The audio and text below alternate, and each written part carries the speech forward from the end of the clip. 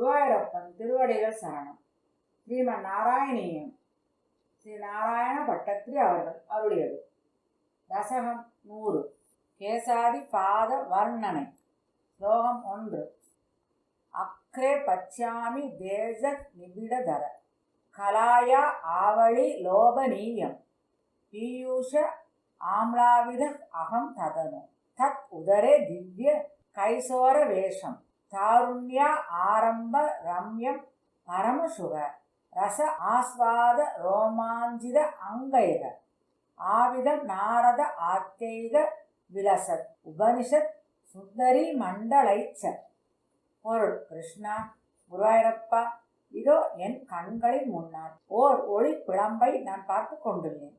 அது காயம்பூ மலர்கொத்து போல் அழகாக